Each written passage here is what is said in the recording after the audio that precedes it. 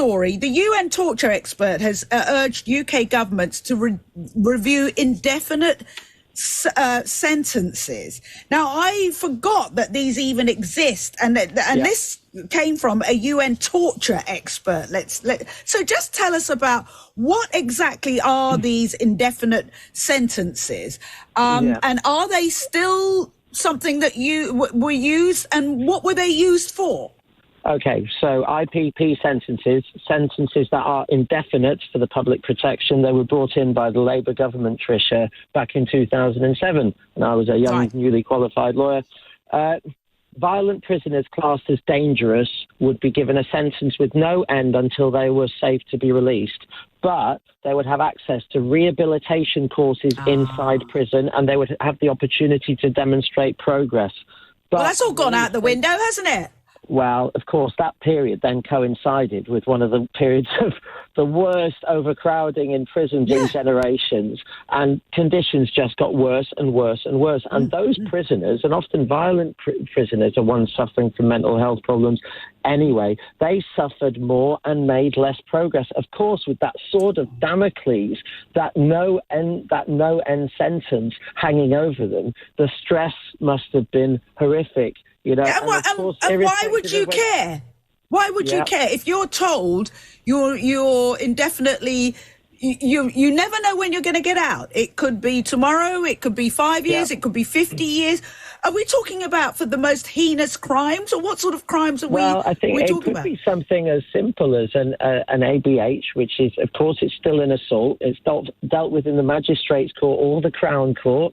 You know, any qualifying offences, not low-level things, usually matters of violence, but being qualified as dangerous by a judge was possible, and it was hard to appeal.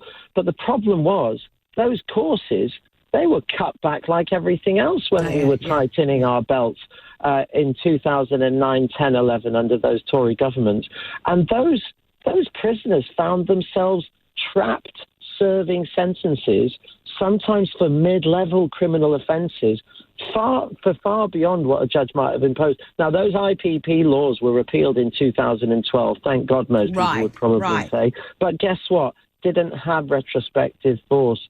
There are thousands of prisoners still in the UK that can't get access to the courses. They're getting worse and worse. They're in worse state with this rehabilitative, quasi-rehabilitative, or hopefully rehabilitative sentence, as well as punitive. But neither of that is proportionate. And of course, the UN is getting involved because the prison environments they're in are chaotic, dangerous, and the whole thing is indiscriminate. It's a Joseph, on our Western democracy, I'm afraid. I was going to say, now I understand why it's a UN torture expert, because you're torturing someone by never letting them know when they get out. Anybody else, even violent crime nowadays, you're given a sentence of how many years, and then you know you've got parole, you know what's coming.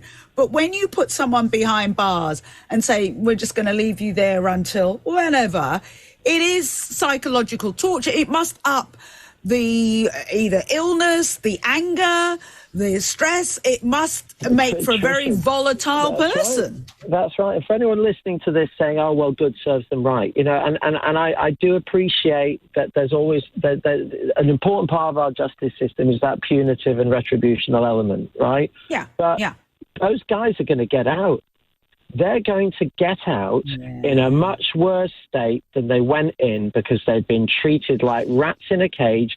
And saying, for example, well, serves them right, and, you know, they should be treated so badly in prison. Well, I tell you what, if you're the next victim, because it was inevitable that they would do something even worse when they get out, because they have been psychologically dismantled and degraded in our prison environment. Well, that short-lived sentiment of, well, that serves them right, it's not much good if you're the next victim, is it? It bounces back. I have to say, a Ministry of Justice spokesperson said this government has already reduced the number of IPP prisoners by 3/4 since 2012 and is providing further support to help those still in custody progress towards release. We are carefully considering what additional measures might be put in place. That should placate you, Joseph. Well, not very careful, is it? What they're saying is the previous administration made a terrible mistake, and rather than fixing it, we've just mitigated it by 75%.